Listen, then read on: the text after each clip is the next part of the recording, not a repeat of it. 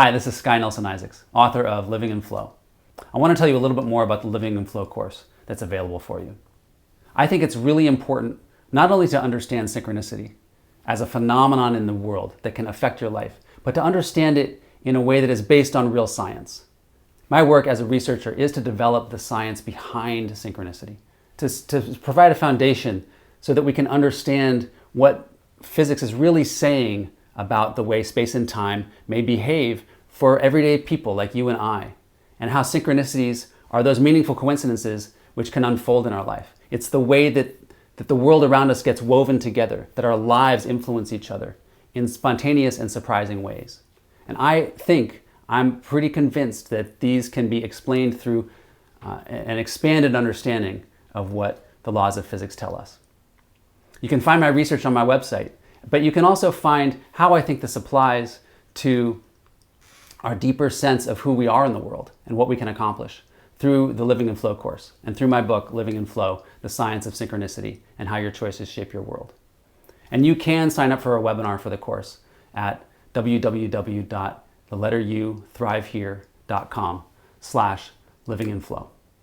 I want to emphasize that synchronicity is not a positive process. It's not something that brings you the best of life. It's not something that brings you abundance or makes you rich or successful. Synchronicity is a process by which I think the circumstances around us reflect to us our choices. It's a way in which we can learn more deeply about ourselves and grow and heal in our lives. And maybe that brings success in a certain way, or maybe it doesn't. What it brings us is a portal, a gateway into what we need to know for ourselves moving forward in our life. Let me tell you a story about how this works and dive into one of the lessons in the course about how to live in flow. So when I was writing the book, Living in Flow, I was submitting the proposals to publishers. And I got a number of rejections, as people tend to do. And of course, I was discouraged. And one time, I sent off a proposal that I had spent a long time on, and as soon as I had been done writing everything out for weeks, I sent it off and I didn't write anything again for like 3 more weeks. And when I got rejected from that proposal, I realized that I was missing something from me. I was missing the commitment to demonstrate that I was a writer. I was missing the commitment to keep writing, even when there was no foreseeable outcome from it. And I developed a practice that day, based on that rejection, to write for an hour every day, uninterrupted. 6 months later down the road, I had written so much material that I was totally primed when I ran into that same publisher again and had the opportunity to resubmit a new manuscript. In the end, they loved the manuscript and I was ready to write, and 6 months later the book was done. So there's a practice we can develop that I call pedaling the bicycle.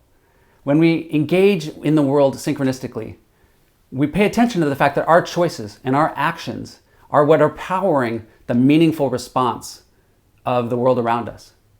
Opportunities show up in our lap based on the work that we've done, based on how prepared we are to handle those opportunities. So for me, I had to prepare to be a real writer by writing every day, by developing a practice. Even though it was in the comfort of my own home and nobody even knew about it, it was bringing about opportunities that I couldn't foresee, that are synchronistic, that come out of the blue, and yet they relate to the outcome I'm trying to get to.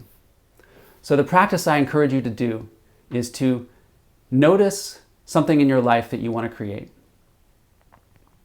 And just start pedaling the bicycle. Start doing things that relate to that goal, even if they don't directly affect that goal.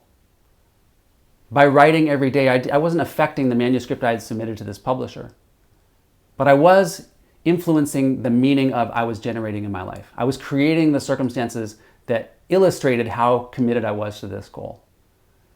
The minute I started looking behind me to see what I had created on my journey on the bicycle, I would stop pedaling.